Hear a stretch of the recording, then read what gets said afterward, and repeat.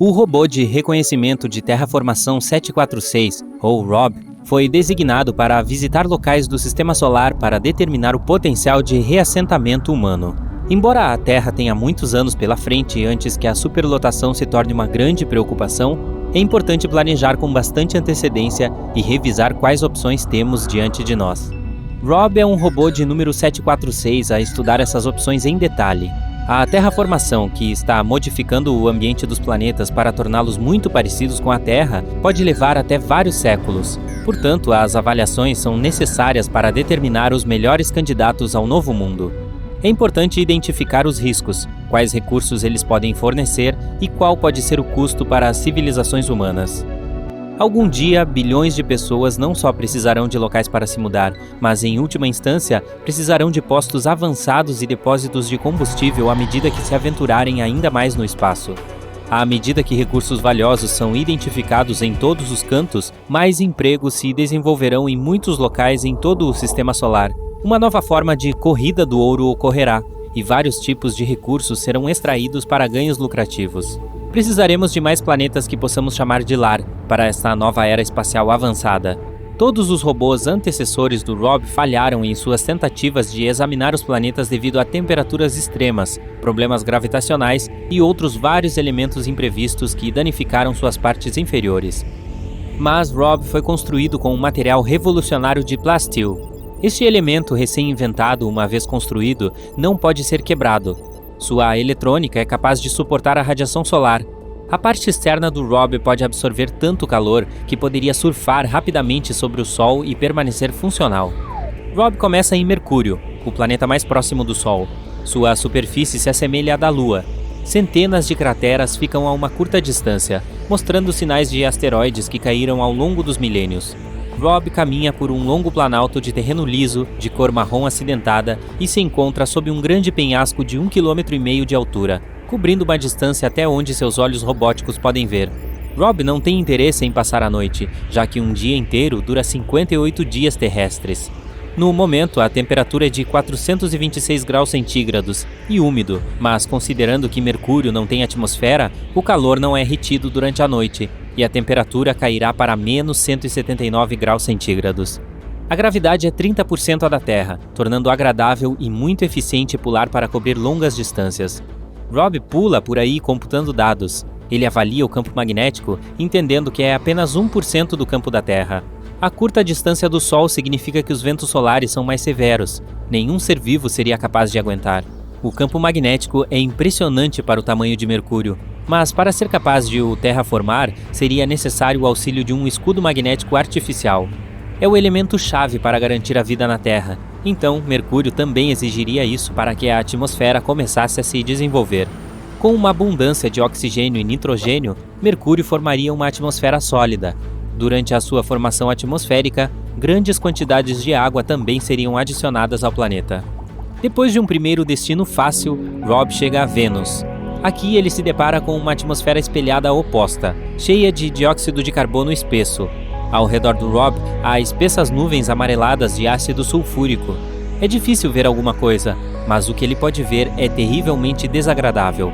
As temperaturas aqui chegam a 482 graus centígrados. É quente o suficiente para derreter chumbo, mas as ligas que compõem o corpo externo do ROB garantem que ele possa resistir a este teste e continuar a missão. A pressão é 90 vezes a da Terra, então seria equivalente a caminhar a 914 metros abaixo do nível do mar na Terra. Andar é uma tarefa difícil e lenta para ROB, mas as articulações poderosas permitem que ele siga em frente, dobrando e rangendo a cada passo.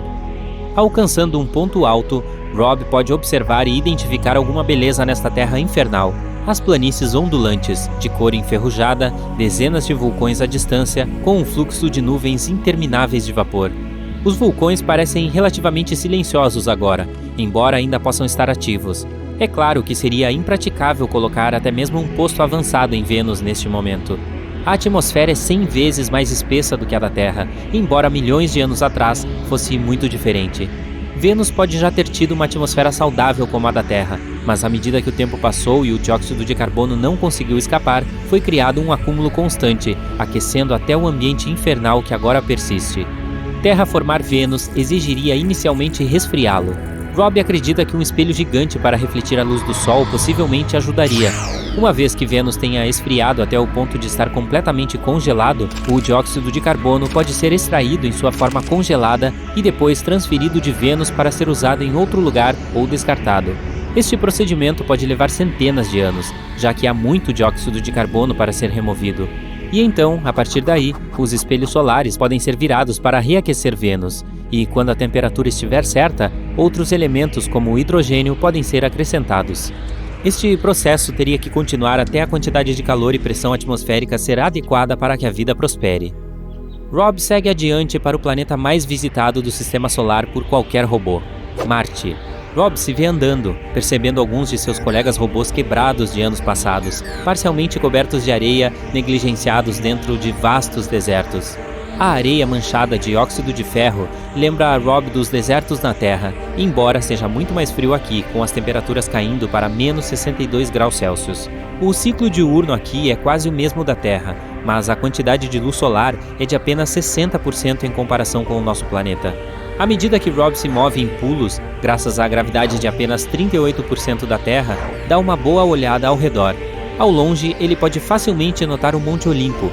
De pé e solitário, nos seus 26 km de altura, é a maior montanha do Sistema Solar, com 3 vezes o tamanho do Monte Everest. Rob observa o gelo congelado dentro do solo e a água que ficou dormente desde que Marte não era muito diferente da Terra. Mas perdeu seu campo magnético há muito tempo e os ventos solares removeram a sua atmosfera. Assim como Mercúrio, Marte precisará de um campo magnético artificial novo e mais poderoso, acompanhando constantemente a jornada de Marte ao redor do Sol, abrigando-o e protegendo-o como um guarda-chuva invisível.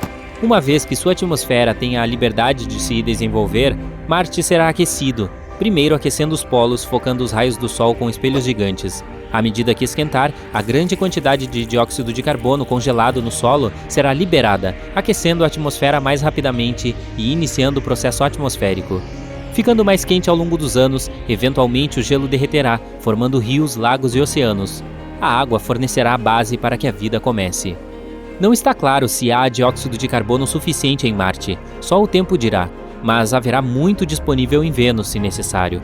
Se o projeto for aceito e a Terra financiar o custo estimado de Rob na íntegra, os primeiros colonizadores poderão chegar a respirar ar fresco em Marte em 50 anos.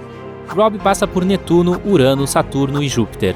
Nenhum dos gigantes gasosos pode ser considerado como opção de terraformação, mas algumas das luas ao seu redor podem ser cotadas como candidatas à terraformação no futuro. Calisto, Europa, Titã, Io e Ganímedes, todas demonstram potencial à medida que Rob voa, mas o robô terá que retornar outra hora. À medida que se aproxima do último local da lista, o planeta anão, Plutão. A temperatura em Plutão é de menos 232 graus Celsius. Rob analisa a paisagem desolada, vales e colinas congelados por toda parte, então não precisa de muito tempo para determinar o resultado de Plutão. É tecnicamente possível terraformar, embora precise de uma grande quantidade de energia para aquecer a atmosfera. Ao longo de centenas de anos de energia constante, o gelo derreteria, desvendando um planeta anão cheio de água. Se fosse bem sucedido, após passar séculos utilizando recursos na transformação, os colonizadores ainda precisariam de um suprimento contínuo de recursos para permanecer lá confortavelmente. Plutão recebe 1.600 avos da quantidade de luz solar em comparação com a Terra. Então, qualquer vegetação a ser cultivada precisaria de assistência por meio de iluminação artificial. A quantidade de recursos necessários para transformar Plutão seria um desperdício, sem mencionar a quantidade de tempo que leva para viajar da Terra. Plutão seria muito melhor como um posto avançado de mineração. A água congelada será um ótimo bem para os locais mais habitáveis. Rob está satisfeito com a sua varredura do nosso sistema solar. Em última análise, Marte é o mais provável de todos os locais, mas dado que todos eles precisarão de um longo período de desenvolvimento antes de serem capazes de sustentar a vida, não há razão para que o trabalho não possa começar em todos. Mesmo em Plutão ou nas muitas luas ao redor dos outros vários planetas e do cinturão de asteroides, existem recursos valiosos em todas as partes do nosso sistema solar que serão de grande benefício para onde quer que a vida nos leve.